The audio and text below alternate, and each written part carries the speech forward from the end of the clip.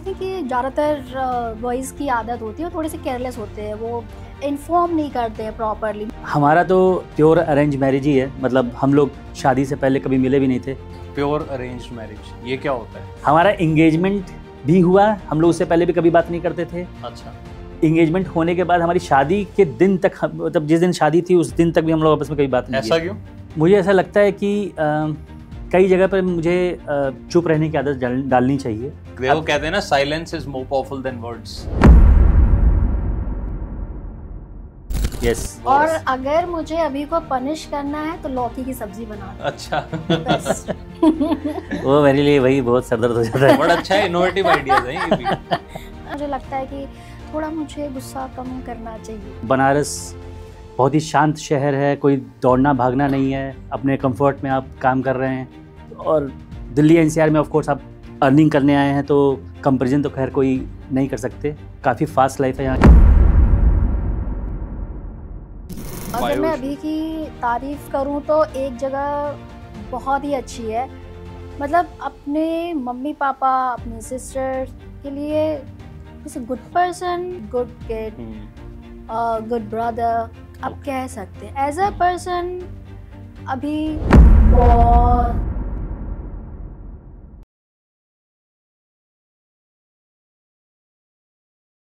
Welcome to the Married Bachelor Show. My name is Mohit Thukral and today we have a very special guest, क्योंकि वो एक छोटे से शहर से आए हैं। भगवान की बहुत पावन नगरी है बनारस, वहाँ से आए हैं और कुछ साल पहले दिल्ली आए, दिल्ली में रहना शुरू किया एंड नाउ वो यहीं के वासी हो चुके हैं। तो उनसे पूछेंगे, उनकी वाइफ से पूछेंगे कैसा उनका एक्सपीरियंस है इस नई जगह पर आकर, बिकॉज़ वहाँ का कल्चर यहाँ का कल्चर फ़र्क है।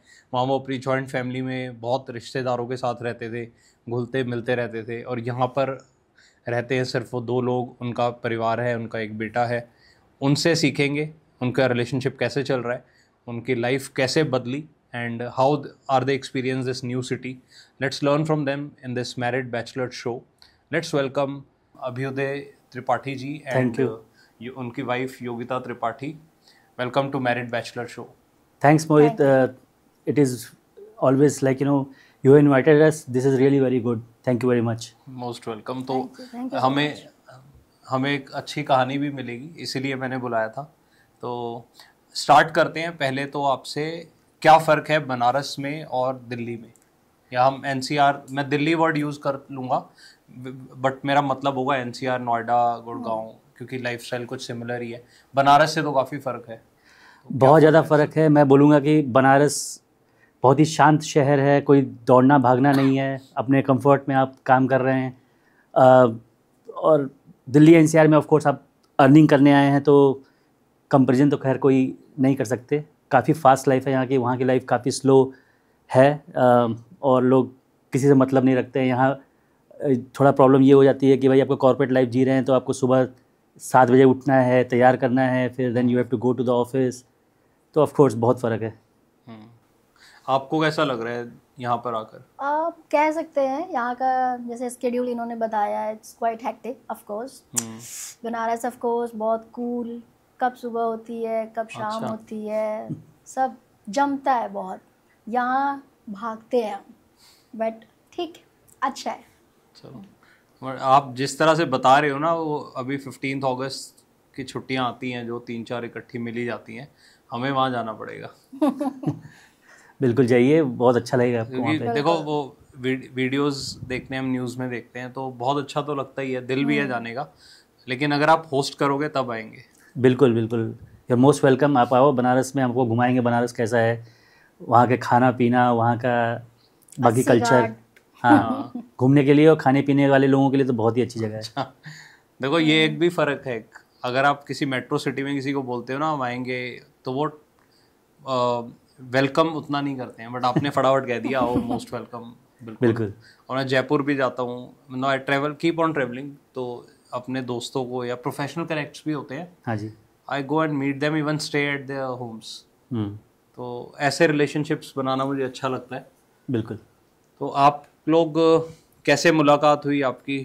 थोड़ा सा आप स्टोरी एटलीस्ट बताएं, क्या एक्सपीरियंस था, how did you meet and marriage कैसे सफल हुई?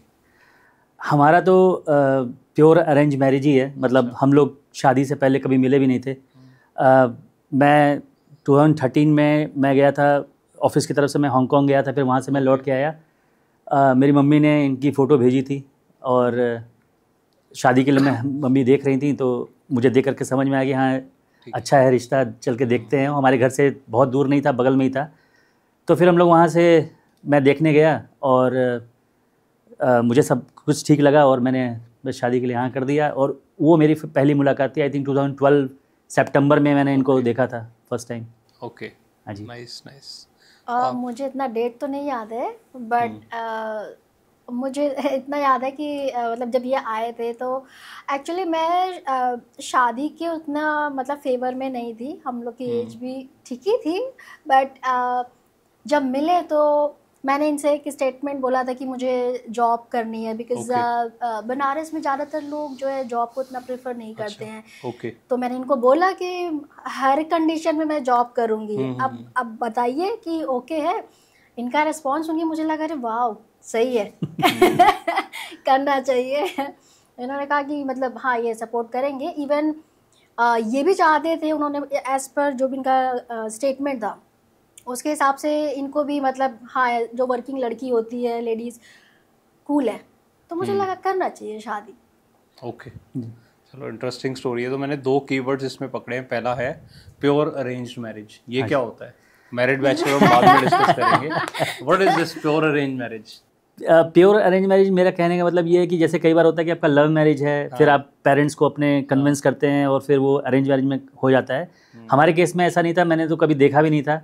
और जो प्योर जैसे होता है ना कि एक कोई बीच में एक मीडिएटर आता है, वो आपको फ़ोटो दिखाता है, फिर फ़ोटो आप देखते हैं और आपको पसंद आती है लड़की की, हाँ समझ में आता है कि हाँ सारा बैकग्राउंड वगैरह देख करके, तो मेरा वैसे था।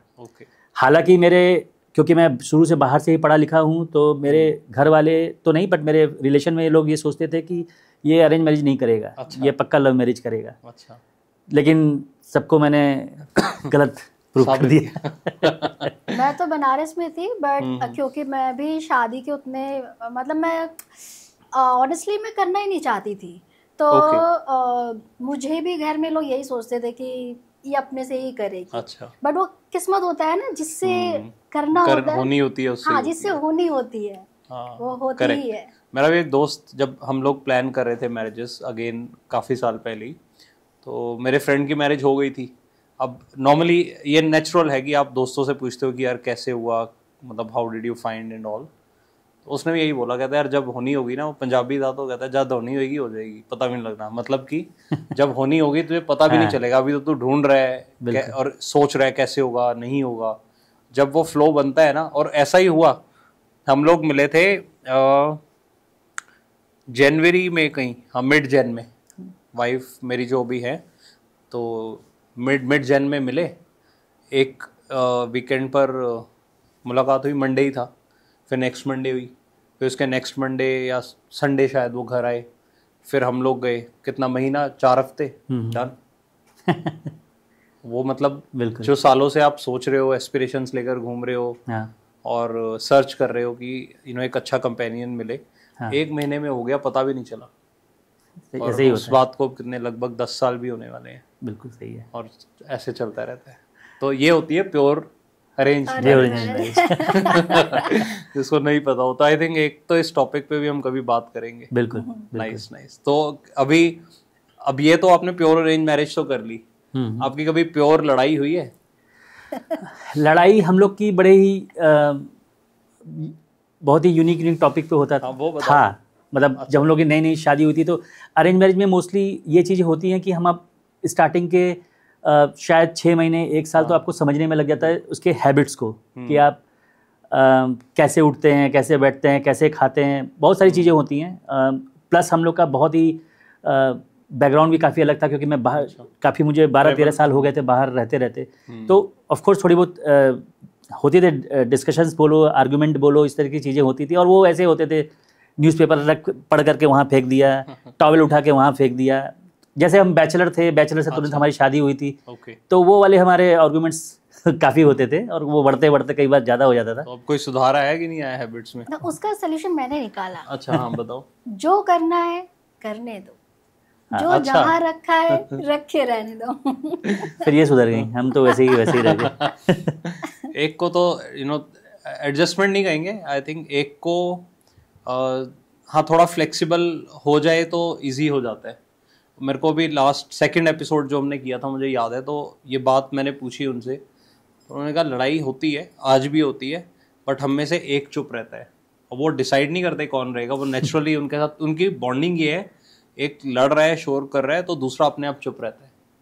हाँ, तो अब मतलब कई बार नेचुरली होता है, तो this is how they are managing. Yes, और ये तो चलती रहेंगी लड़ाइयाँ। बिल्कुल तो बिल्कुल। कोई अच्छी सी स्टोरी आप बताओ जो आपको याद हो, जिसके ऊपर आपने या इन्होंने लड़ाई की हो कभी। बहुत सारी स्टोरी कोई एक अच्छा सा बताओ, अच्छी बताओ जो सुनने में मजा आए। कभी कभी जैसे अगर मैं अभी की बात करूं तो मुझे ये रहता है कि इनके लिए भी और अपने बेटे के लिए भी कि अगर आप कहीं बाहर जाते हो तो मुझे बता दो, बिकॉज मैं पैनिक हो जाती हूँ कि कब आओगे, बिकॉज मैं घर में व्हाट्सएप पे लाइव लोकेशन ले लिया करो। नहीं वो उसकी ज़रूरत नहीं होती है। सो बेसिकली क्योंकि मेरे अदर भी प्लान्स होते हैं, अदर भी वर्क होते हैं, तो अगर मैं बोलूँ तो आई थिंक कि ज़्यादातर बॉयज़ की आदत होती है, वो थोड़े से केयरलेस होते हैं, वो इन्फॉर्म नहीं करते हैं प्रॉपरली। मेरा बेटा भी ऐसे ही है, मेरे हस्बैंड भी ऐसे ही है। सो मैं वेट करती रहती थी, अरे इन्होंने 9 बजे कहा था, 9:30 बज गया, खाने का टाइम हो गया है, कि अब मेरी आदत है हम लोग साथ खाते हैं, तो अब वो मेरी को ट्रिगर कर देता था, तो वहाँ पे हमारी लड़ाइयाँ बेवजह होती थी, ऐसे सिली सिली चीज़ें होती थी। बट हाँ, जब सामने आ जाते थे मैं भड़ास निकाल लेती थी, उसके बाद भी लगता था। जी, गुड गुड, ओके। तो अच्छा, अब जैसे अब आपकी शादी हो गई है, अब इतने साल, I mean I am sure 10 साल से ज़्यादा हो गए हैं। 2013 में हुई थी, तो मोर देन 10 हम एटलीस्ट बात करने के लिए करें, 10 साल ज़्यादा बीत चुका है वक्त। तो शुरुआत में या फिर आज भी, डू यू एवर फील कि मैरिज किल्स योर फ्रीडम, या शुरू में कभी लगाओ? फ्रीडम की अगर बात करूं, आपका क्या है? मतलब जैसे इन्होंने बोला था बैचलर था, कुछ भी कहीं भी टॉवल फेंक दिया, जैसे इस टाइप की उस पर रिस्ट्रिक्शन आनी शुरू हो गई। नहीं रिस्ट्रिक्शन है, इट्स एक्सपेक्टेशंस। रिस्ट्रिक्शन ना अभी ने कभी अप्लाई किया ना मैंने। Okay okay. मैं अगर बोलूँ अपने केस में, तो मुझे ऐसा लगता है कि शादी, सबका अपना अपना एक्सपीरियंस होगा, बट मुझे ऐसा लगता है कि काफ़ी आपको फ्रीडम नेक्स्ट लेवल पे लेके जाता है। और अगर मतलब नेक्स्ट लेवल पे लेके जाने का मतलब, अगर आप फ्रीडम ये बोलते हो कि आप फ्रेंड्स के साथ हैंग आउट कर रहे हो शादी से पहले, या आपके ना आने का ठिकाना ना जाने का ठिकाना, अगर उसको आप फ्रीडम बोल रहे हो तो ऑफकोर्स वो चीज़ तो रिस्ट्रिक्ट होती ही है, बट उसके साथ साथ बहुत सारी चीज़ें आती हैं आपके लाइफ में। एक ठहराव आता है जो पर्सनली मुझे अच्छा लगता है, कि आप घर जा रहे हो, कोई वेट कर रहा है, you have a family, you have a good time, आप उस जगह से कॉम्प्रोमाइज़ करते हो, बट उसके पहले लिए आपको बहुत सारी चीज़ें मिलती भी हैं। बट वो मुझे लगता है कि अब when you are in your 40s, right, और उस टाइम पर आप दोस्तों के साथ हैंग आउट करो तो डजंट मेक एनी सेंस। तो एक टाइम के बाद आपको यही लाइफ अच्छी लगती है, जहाँ पर आप, और मुझे लगता है वाइफ ही एक ऐसे आप इसको फ्रेंड बोल सकते हो, या एक ऐसा कंपेनियन बोल सकते हो जो आपके हर चीज़ में आप उनके साथ शेयर कर सकते हो। फ्रेंड्स के साथ आप सब कुछ शेयर नहीं कर सकते, पेरेंट्स के साथ सब कुछ शेयर नहीं कर सकते, बॉस के साथ कुछ शेयर नहीं कर सकते, कुछ भी नहीं कर सकते, कुछ भी नहीं कर सकते, लेकिन your wife is there, like where you can share everything, of course, but वैसी बॉन्डिंग होनी चाहिए। Correct correct. मेरे केस में फ्रीडम की बात कहूँ तो फ्रीडम मुझे पहले भी था, फ्रीडम मुझे बाद में भी था। ऐसा मुझे एज सच कभी रेस्ट्रिक्शन फील नहीं हुआ, बट ऑफ कोर्स जब कभी भी कुछ होता है, मुझे कहीं जाना है, फ्रेंड्स में तो देखिए जैसे मेल में होता है कि उनके थोड़े कम हो जाते हैं, तो फीमेल्स में भी वही चीज़ होता है, और वो बाय फोर्स नहीं होता है, वो अपनी खुद की विश होती है। हाँ, ये हमारी विश है, वो बाय चॉइस है वो। तो ऐसा रिस्ट्रिक्शन मतलब मुझे नहीं कभी फील हुआ। अच्छा, इन्होंने कभी इम्पोज किया। वो क्या ऐसी वजह थी बिकॉज आप न्यूक्लियर फैमिली में रहते हैं, तो कोई मतलब क्वेश्चन करने वाला भी नहीं है? आई वॉन्ट से ऐसा स्टेटमेंट तो नहीं कहूँगा, बट सपोर्ट भी होता है पेरेंट्स का, बट हाँ उनका कुछ इंटरवेंशन भी होता है कभी कभी टू मेक अस बेटर। अब ये दोनों ही चीज़ें नहीं है तो फ्रीडम नेचुरली आपको मिल ही गया, मतलब आप free to do and think.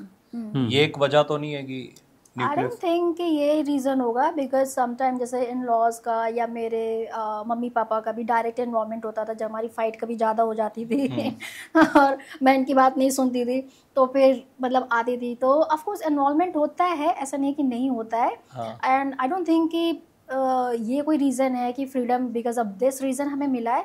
वो हमारी अपनी चॉइस भी है, हमारी अंडरस्टैंडिंग भी है, कह सकते हैं हाँ, एज ए दोस्त की तरह लड़ते भी हैं, एक दोस्त की तरह रहते भी हैं। कभी ऐसा आपको फील हुआ that you are stuck in marriage, कि लगा हो कि यार ये क्यों कर लिया, इससे अच्छा तो वैसे ठीक थे हम पहले? कभी कोई मोमेंट ऐसा आया? नो, ऐसा कभी फील नहीं हुआ। रिस्पॉन्सिबिलिटी शोल्डर पे थोड़ी आई, जैसे तो मतलब पॉइंट ये नहीं है कहने का कि आपने क्विट करना ही करना है, कभी मन में लगाओ, जैसे हम जॉब्स में भी कहते हैं कि यार क्या जॉब कर रहा हूँ मैं, छोड़ो ना। मुझे जॉब में भी एक्चुअली कभी फील नहीं हुआ। ओके, जॉब भी मेरी बाय चॉइस है। आप you are a good person then. आपको कभी ऐसा लगा कि नहीं शादी मतलब लकीली मुझे कभी ऐसा फील नहीं हुआ, और शायद सबसे बड़ा रीज़न उसका ये है कि ऑफ कोर्स हम लोग एक दूसरे के स्पेस को रेस्पेक्ट देते हैं, तो वो शायद एक था। बट मैं ये नहीं बोलूँगा, मैं I have to be very honest, like जब आप शादी तुरंत करते हो तो आपका लाइफ ट्रांसफॉर्म होता है। आप अभी छड़े लड़के की तरीके से घूमते थे, इधर उधर बैठते थे, और तुरंत लाइफ में यहाँ पे कोई लड़की आ रही है, और वो एक एक्सपीरियंस होता है जहाँ पे लगता है अरे यार क्या कि हर चीज़ में मुझे जस्टिफाई करना पड़ता है। लेकिन वो मेरे ख्याल से वो सबकी लाइफ में होता होगा, बहुत ही स्टार्टिंग फेज होता है लाइफ का। But in a long term मुझे लगता है कि I am blessed overall. Of course, हाँ बिल्कुल। इनिशियली एक दूसरे को समझने में, और ऊपर से हम arrange marriage, pure arrange marriage.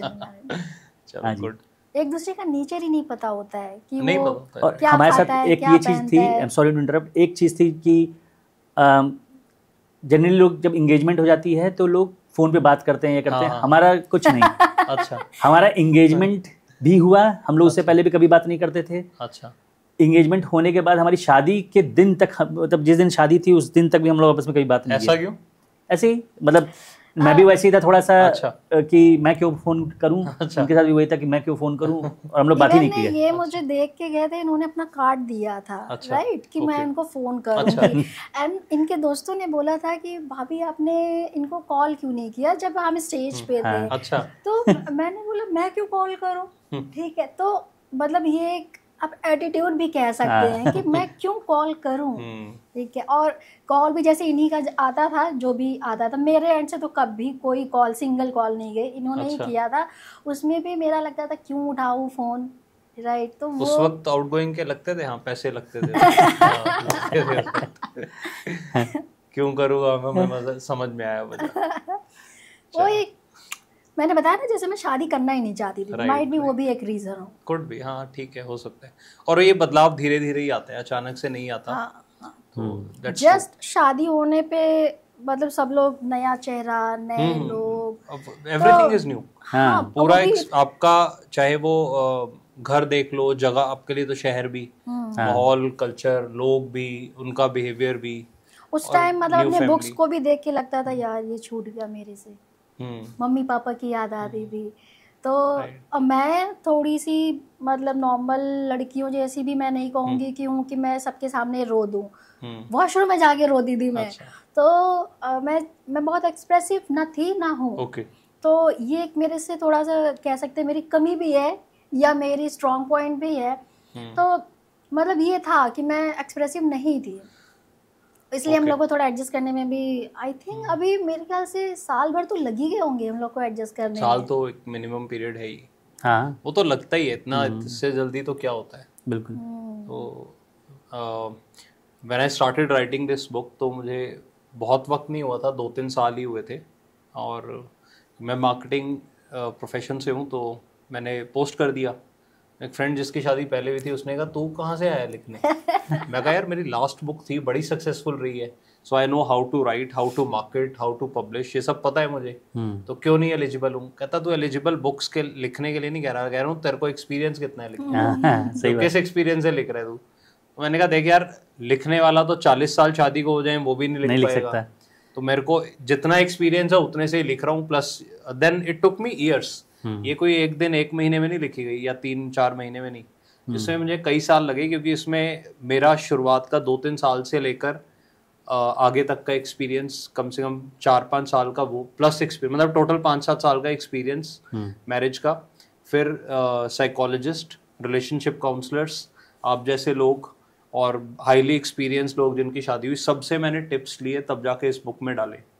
अब वो है इसमें, बट उसकी बात ठीक थी कि यार 2 साल में तुम क्या लिखोगे, सही बात, उसकी बात तो ठीक थी। तो जब मैंने रियलाइज किया कि बात पॉइंट तो सही है, then I met lot of people कि यार तुम भी अपने एक्सपीरियंसेस दो, आप बताओ। 2 वाले का तो एक है, 20 वाले का भी तो कुछ होगा, 40 साल शादी हुई उसका भी तो होगा, फिर रिलेशनशिप काउंसलर्स का भी तो होगा, साइकोलॉजिस्ट का तो होगा। तो वो दैट्स द एक्यूमुलेशन इस बुक में जो है मैरिड बैचलर। तो इसका आइडिया क्या है कि मैरिज के बाद आप कैसे खुश रह सकते हैं। तो जैसे आप बैचलरहुड में खुश थे, फ्रीडम था, वही चीज़ें इसमें डिस्कस की हैं। और ये शो भी इसीलिए है ताकि हम लोग तो चलो जी रहे हैं अपनी ज़िंदगी, बट जो नेक्स्ट जनरेशन है या फिर जो लोग न्यूली वेड हैं या कम वक्त हुआ है, वो यहाँ से सीख के जाएं और they can make their life better. अब एक चीज़ है कि जैसे अब आप थे बनारस में, वहाँ जॉइंट फैमिली होगी मोस्टली, आज भी स्मॉलर टाउन्स में जॉइंट फैमिली ही होती है मोस्टली। यहाँ न्यूक्लियर भी क्या, मतलब यहाँ तो आप दोनों ही हैं and you have a kid, तो कैसा डिफरेंस है? मतलब do you miss that joint family, या आपको अच्छा लग रहा है कि यार यहाँ पर आराम से अकेले ही हैं और मज़े से रहो?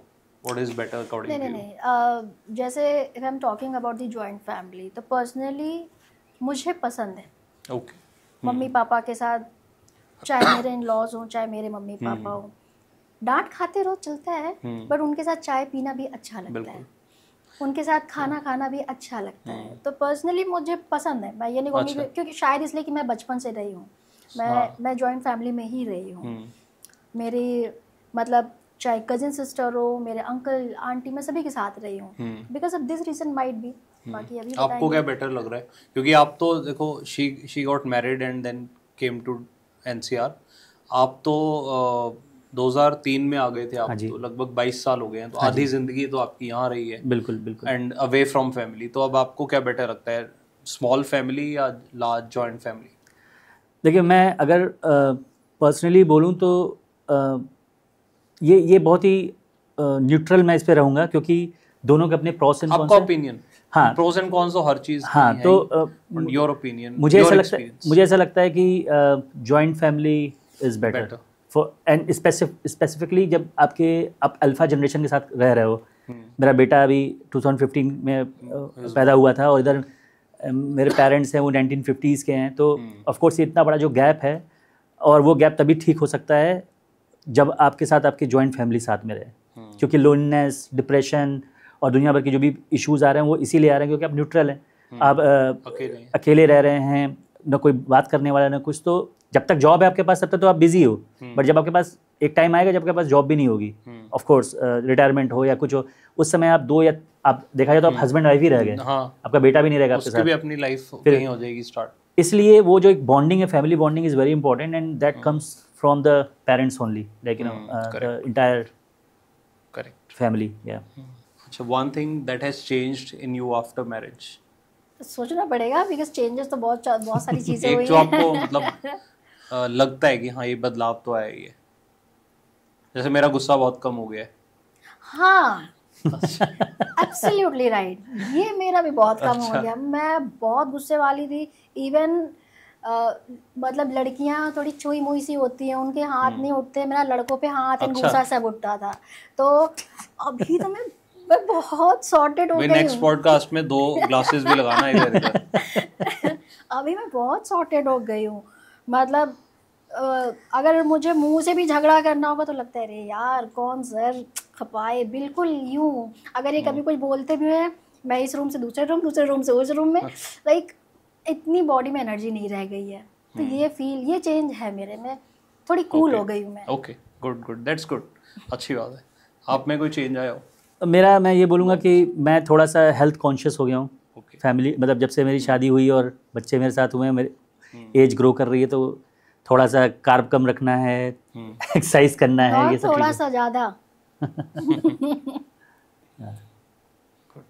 आप एक दूसरे को किस नाम से बुलाते हो? मैं अभी।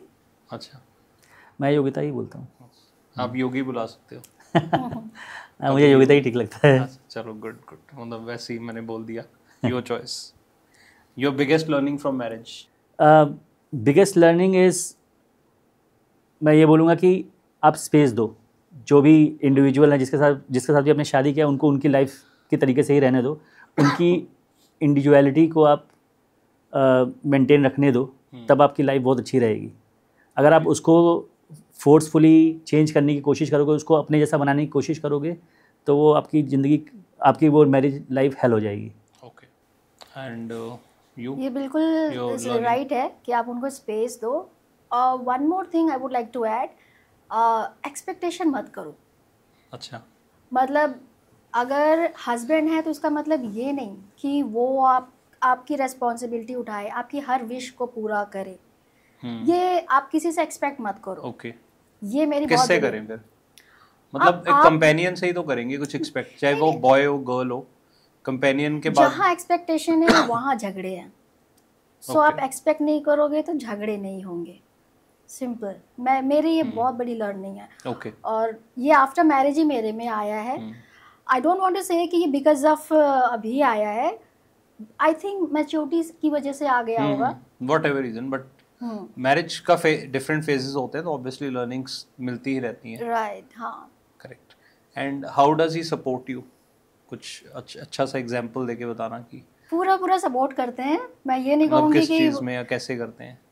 जैसे अगर मुझे करियर का कोई डिसीजन लेना है, हालांकि डिसीजन मेरे खुद के होते हैं, ये मुझे कभी इम्पोज नहीं करते हैं, बट अगर मैं इनको बताऊंगी कि इतना हुआ है, तो ही ऑलवेज रेडी कि हाँ मैं हूँ, एज अ बैकबोन हूँ मैं, मुझे ये फील होता है। वो बात अलग है कि मैं कभी मतलब ऐसा बोझ नहीं दे दी इनको कि आप करो ही करो या मेरी हेल्प करो या नथिंग।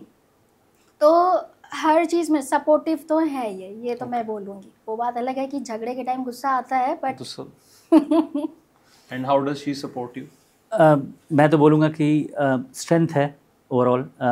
अच्छा, हाँ, मतलब लेट आना, जैसे अगर मैं बोलूँ मेरे ऑफिस का जो मेरी आदत थी शादी से पहले, इवन शादी के कुछ दिन बाद तक भी, तो मैं मोस्टली 11 बजे 12 बजे तक ही आता था घर से, मतलब ऑफिस से घर, और मैं निकल जाता था 12 बजे लमसम निकल जाता। तो वो एक वो नेचर था, क्योंकि मैं अभी करियर मेरा शुरू हुआ था, 5 साल 4 साल हुए थे, तो एक वो दिमाग में हो जाता है कि यार खूब लंबा ऑफिस में बैठो, कॉर्पोरेट लाइफ है तो ज़्यादा बैठोगे, थोड़ा और मेहनत करो, अच्छे से काम करो तो आपको ग्रोथ मिलेगी, ये सब चीज़ें। तो एक मोमेंट, उस चीज़ को निकलते मुझे टाइम लगा। पर मैं उसी में ये भूल गया था कि भैया तुम्हारी अभी नई शादी हुई है और तुम्हें थोड़ा सा फैमिली के साथ भी टाइम देना है। वो मुझसे थोड़ी मिस्टेक्स हुई थी, बट हाँ योगिता ने सपोर्ट किया उस जगह। मतलब मैंने भी एक्सपेक्टेशन की बात की थी, तो मेरी एक्सपेक्टेशन थी कि क्योंकि मैं साथ खाना साथ उठना, तो सम टाइम इन्होंने बहुत लेट किया था। आई थिंक कुछ वेबसाइट इशू था, तो 4 बज भी जाते थे। अच्छा। तो मैं टेबल पे सो भी जाती थी वेट करते करते। तो मेरी एक्सपेक्टेशन हुई कि भाई खाना खा लो। मुझे किस्सा याद आया, because I am a morning person. शादी का नहीं है, बट वैसे है, जो आपने बोला ना टेबल पे सोती। तो हमारा एक एग्जाम था इंजीनियरिंग के टाइम, कंप्यूटर साइंस का। मेरे को वैसे I do really well, but मेरे को मन में था कि यार ये सब्जेक्ट मुझे तो समझ नहीं आएगा। फाइनल ईयर नहीं याद मुझे, बट वो सेमेस्टर के जो होते हैं उसमें समझ कुछ आ नहीं रहा। पढ़ते वक्त भी समझ नहीं आया, बाद में भी नहीं आया, और कल एग्जाम है। I am a morning person, मेरा रूल है कि 11 बजे सो जाना है। उस रात मुझे नींद नहीं आई, पढ़ रहा हूँ समझ में नहीं आ रहा, सो रहा हूँ तो नींद नहीं आ रही। तो मुझे याद है उस रात में उस पे स्टडी टेबल के ऊपर ही सोया था। Sometime ऐसा होता है, मतलब सो गया था फिर भी मैं। ये नहीं था कि यार जागते रहो पढ़ते रहो, आई स्लेप्ट।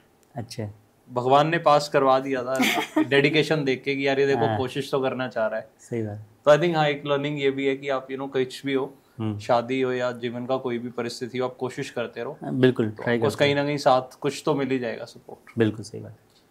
कोई ऐसी या तो कह लो गलती जो सुधारनी हो, या अभी भी आपको लगता हो कि स्कोप है इम्प्रूवमेंट का, you want to improve something in yourself after marriage? मुझे ऐसा लगता है कि कई जगह पर मुझे चुप रहने की आदत डालनी चाहिए। especially when you are discussing with your spouse or your kid. So you are not a kid, right? You are you are a mature father. तो अगर आप बच्चों के लेवल पे जाकर के बच्चों पे बहस करोगे तो कई बार वो जस्टिफाइड नहीं है. तो मुझे लगता है वहाँ चुप रहने की एक आदत आनी चाहिए. तो मुझे अपने एज अ लिसनर मुझे अपने आप को पे वर्कआउट करना है. I am not a good listener.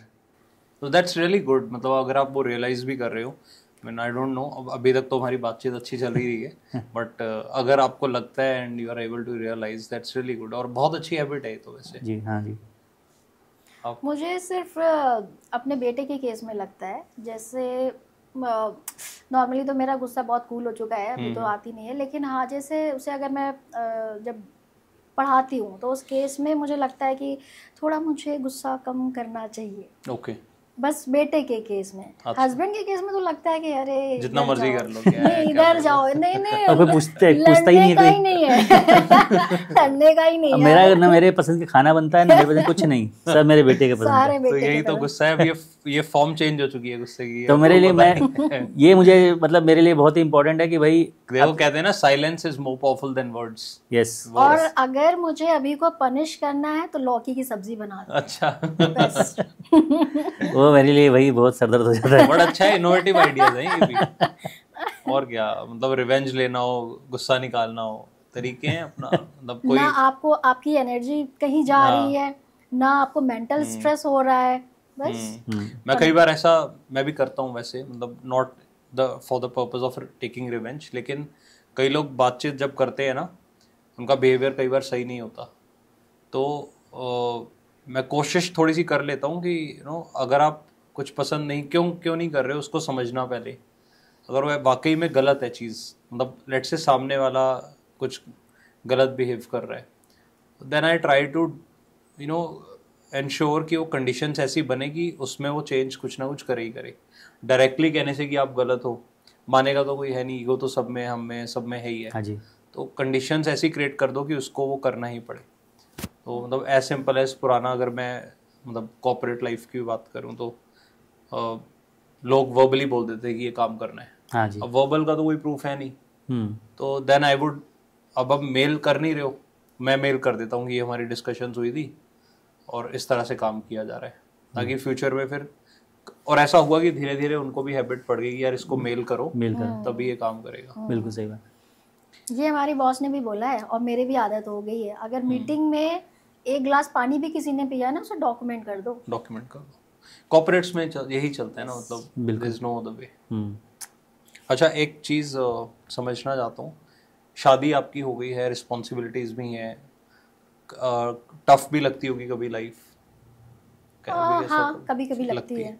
तो मतलब हम बात तो रिलेशनशिप्स की करें, पर कई बार ऐसा नहीं है कि यार सिंगल ही रहो तो बेटर है, या डेटिंग कर लो वो ठीक है, शादी की क्या जरूरत है, इतनी जिम्मेदारियां लो, इतनी मेहनत करो. पहले तो डेटिंग किया नहीं, शादी के बाद का क्या? नहीं, बात नहीं कर लो, बात नहीं कह रहा हूँ मैं, बात नहीं कह रहा हूँ, मतलब जनरल कह रहा हूँ कि क्या मैरिज करना जरूरी है, या डेटिंग ही ठीक है, या सिंगल रहना ही ठीक है, ये रिस्पॉन्सिबिलिटीज भी क्यों लेनी?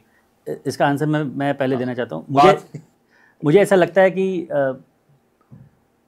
शादी करना बहुत ज़रूरी है, बहुत ज़्यादा ज़रूरी है.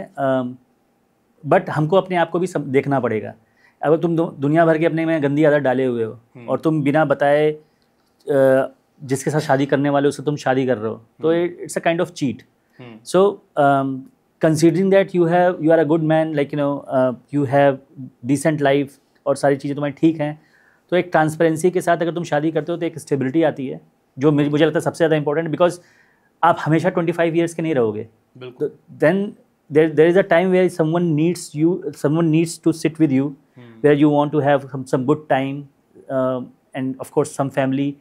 तो उस टाइम पे आपको शादी लगेगा. और बाकी जो ये आप चीज़ें बता रहे हो वो तो एक it's a kind of, you can say it's a kind of dust.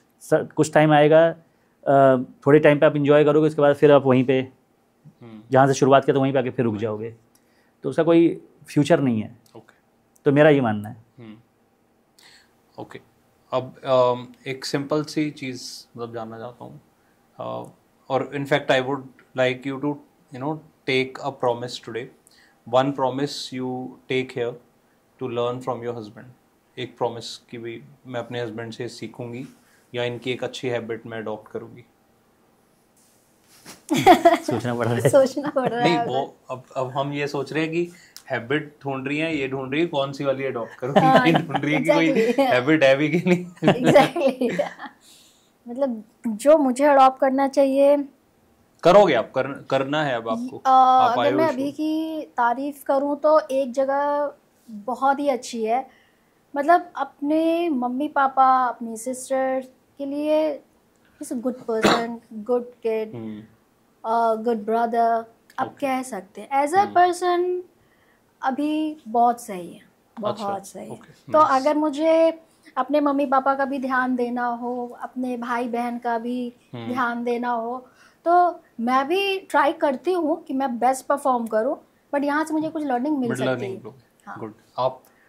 मुझे लगता है कॉन्फिडेंस लेवल, योगिता का कॉन्फिडेंस लेवल बहुत ज़बरदस्त है। और दूसरी बात है जो किसी हो भी मीडिया इंडस्ट्री में, हाँ, तो फिर तो कॉन्फिडेंस वैसे ही आ जाता है, मीडिया से हम। बिल्कुल। और लर्निंग के लिए एक पागलपन, जो ज़ील है, सीखने का ज़ील, अच्छा, वो नेक्स्ट लेवल है। मतलब आप, अच्छा, ऐसा नहीं है, आई थिंक इनको 10 ईयर्स हो गए इंडस्ट्री में, लेकिन अभी भी इनको कोई नई चीज़ मेरे मुंह से पता चल गई कि ये नया टर्म उनको पता चलो, तुरंत गूगल कि क्या है, इसका मतलब क्या है। पहले वो मुझसे पूछेगी, अगर मैं बता दिया तो ठीक, नहीं बताया तो तुरंत गूगल, वो नहीं कि वो मिस हो गया। अच्छा, कुछ मैं भी ऐसा करता हूँ, मुझे नया वर्ड कोई मिलता है ना पढ़ते लिखते, तो मैं बात के बीच में ही शुरू हो जाता हूँ, यार इसका मीनिंग देखो। हाँ बिल्कुल। बट ये कमी भी है, क्योंकि मैं मतलब rather than thinking later on या नोट करके बाद में देखूँ, मैं तुरंत देखता हूँ कि यार इसका मीनिंग क्या है। हाँ, मुझे ऐसा लगता है ये अच्छी चीज़ है। हाँ, हैबिट तो खासकर जब आप एआई के ज़माने में चीज़ें इतनी तेज़ी से बदल रही हैं, and you have to be, foundations तो रखनी ही पड़ेंगी। मतलब एआई आपको सब कुछ आंसर कर देगा, बट जब सब कुछ ही मिल गया तो फिर क्या करोगे? सीरियसली, बेसिक्स ही अगर चले गए। बिल्कुल, correct. One honest disclaimer you want to give कि मैरिज में एक कंडीशन बता देंगे, यार ये होता है, ऐसा मत सोचना। जैसे हम बोलते हैं ना, अब मैं बताता हूँ, फर्स्ट जॉब थी मेरी, I was in sales, job लगी, अच्छा लगा सब कुछ, इंडक्शन भी हो गया, ओरिएंटेशन जब हुआ, बहुत सारे 500 लोग बैठे थे, एंड हमें कैसे बुलाया, सर आए, हम सब ने बोला good morning sir, he said welcome to hell. My boss also say, हमें समझ ही नहीं आया बोला क्या, समझ ही नहीं आया बात क्या बोल रहे हैं, तो he said welcome to hell. तो अब कहते अब समझो इसको, कहते एक तो आप कॉर्पोरेट में आ गए हो, दूसरा सेल्स में आ गए हो, तो हर दिन आपको कुआं तो ये कंडीशन, अब मैरिज में भी कुछ ना कुछ ऐसा होगा, तो it's not hell, it's heaven अब मेरे हिसाब से तो। बट हाँ, कुछ चीज़ें ऐसी होती हैं जो नापसंद की भी होती हैं, तो वो डिस्क्लेमर आज दो कि लोग डिसाइड कर पाएँ शादी कब करनी है, कैसे करनी है नहीं करनी है। So let's be very neutral and authentic about it. मेरा तो ये मानना है कि शादी इम्पॉर्टेंट है, जैसे मैंने आपको पहले भी बोला था, very important. The only thing is like, you know, right, Yogita has mention that if you have expectation, if you are looking like, you know, to expect something from the other person, then don't go for marriage. अगर आप adjust नहीं कर सकते, आप expectation आपकी बहुत ज़्यादा होती है, आपकी अंदर ऐसी बहुत सारी चीज़ें हैं जो आप डिस्क्लेमर आप बता नहीं सकते सामने वाले को, तो भैया शादी मत करना। आप अगर ऑनेस्ट हो, एक स्टेबल लाइफ चाहते हो, और जो पीछे तुम्हारे पास्ट है उसको तुम छोड़ना चाहते हो, और फिर एक अच्छी शुरुआत करना चाहते हो, तभी शादी करो।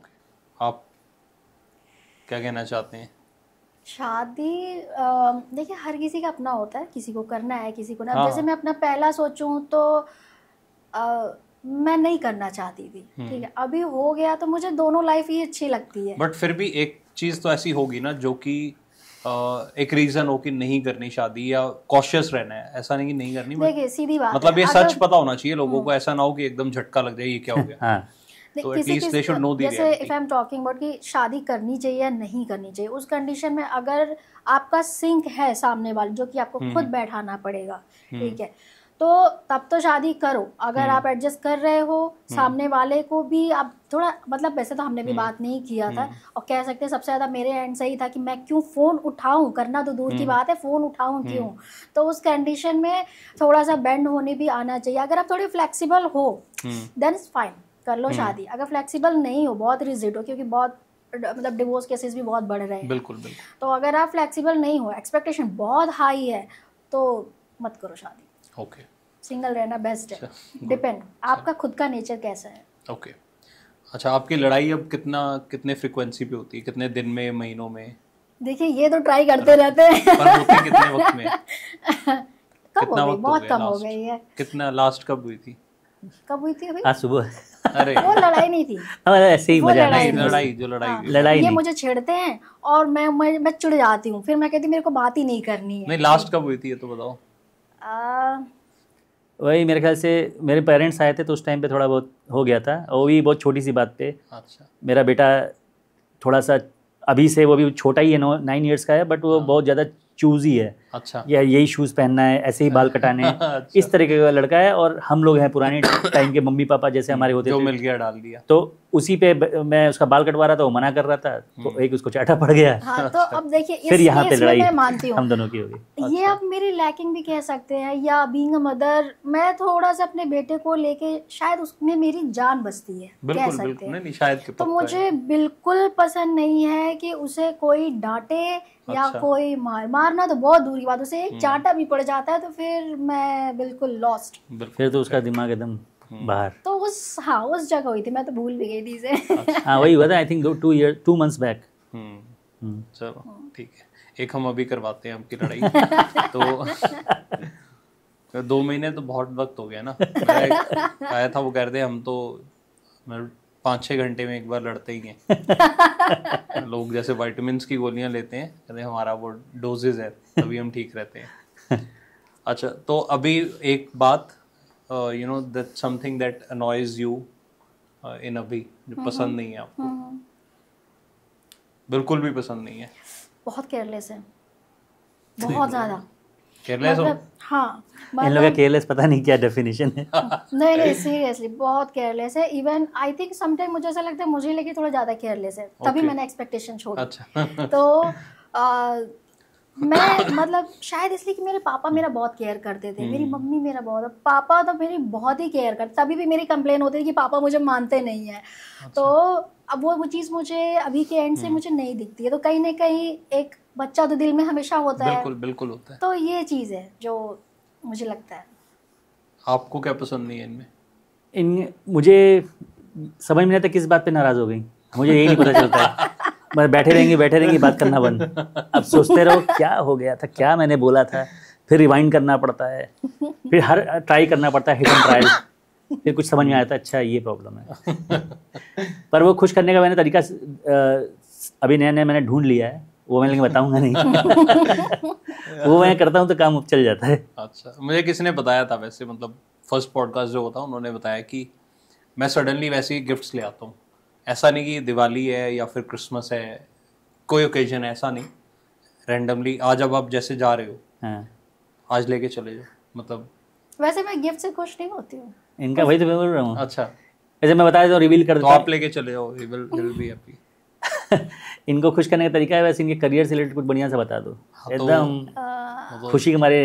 अच्छा, नहीं अच्छी बात है। तो आप डिजिटल मार्केटिंग करते हैं ना, डिजिटल, ठीक है, उसके तो बहुत स्कोप है। मैं ही आपको भेजता रहूँगा मैं व्हाट्सएप पे ना, यू कैन सेंड। चलो एटलीस्ट हम ये तो कोशिश करेंगे। तभी मैं सोचती हूँ कि उसमें ऐसे क्वेश्चन क्यों कर दे, फिर मेरे मुंह से जब बात निकलना चालू हो जाती है, फिर वो पुरानी चीजें गायब हो जाती हैं। चलो nice. Now one advice you would like to give it to the next generation जिनकी शादी होने वाली है या भी हुई है, मतलब अच्छी शादी के लिए कोई एक एडवाइस क्या देना चाहेंगे?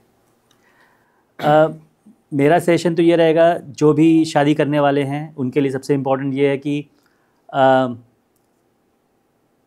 आप उनकी, जिसके साथ भी आप शादी करने जा रहे हो, उनकी इंडिविजुअलिटी को मेंटेन करने दो, जैसे वो रहना चाहते हैं उनको वैसे रहने दो। ऑनेस्ट रहो, सबसे इम्पोर्टेंट है। जो आपने पास्ट में जो भी आपका रहा उसको वहाँ पे ख़त्म करो, और जिसके साथ आप शादी करना जा रहे हो उसके साथ एकदम ऑनेस्ट रहो, और समझ लो कि आप एक नई लाइफ जीने जा रहे हो। शादी के बाद समझ लो कि आपका जो, आप अपने दोस्त से शादी कर रहे हो, अगर ये वाली एक्सपेक्टेशन से शादी करोगे तो बहुत मज़ा करोगे, नहीं तो फिर सरदर्द है। फिर आप भी एक एडवाइस दें। सिंपल सी चीज़ है, अगर आप शादी कर रहे हो तो ये मत सोचो कि आप बस एक लड़के से शादी कर रहे हो, आपको पूरी फैमिली को एक्सेप्ट करना पड़ेगा, वो जैसे भी हैं जो भी हैं आपको एक्सेप्ट करना ही करना पड़ेगा कि हाँ ये ऐसे हैं आप। ठीक है, हर इंसान का अपना नेचर होता है, अपना तरीका होता है, आप उनकी तरह नहीं बन सकते हो, बट ऐसा करो। जैसे अगर मैं अपनी बताऊँ तो मुझे खाना वाना बनाने नहीं आता था, और ये हर रोज जो है मैं कुछ ना कुछ बना के एक्सपेरिमेंट करती थी अभी पे। तो आपसे जो बेस्ट हो सकता है आप करो, बट रेडी रहो रेस्पॉन्सिबिलिटी लेने के लिए, और एक्सपेक्टेशन छोड़ दो। चलो, नाइस, वेरी गुड, बहुत अच्छा रहा कॉन्वर्सेशन, बहुत चीज़ें सीखी भी, और जो आपके एक्सपीरियंसेस थे from small town to metro city और वेरिएशंस, एंड देन सबसे अच्छी चीज़ मैं आपको बताऊं, it was all authentic. Thank you, बहुत मज़ा आया, बातचीत में भी बहुत मज़ा आया, एंड लर्निंग्स भी बहुत हुई। Thank you so much for coming to the show, and thanks to the audience also जिन्होंने सुना। अब इसको फटाफट सब्सक्राइब भी कर लो, शेयर भी कर लो, और अच्छी इंटरेस्टिंग स्टोरीज आगे आती रहेंगी। Once again thanks to both of you for coming to the married bachelor show. Thank you Mohit, thanks very much.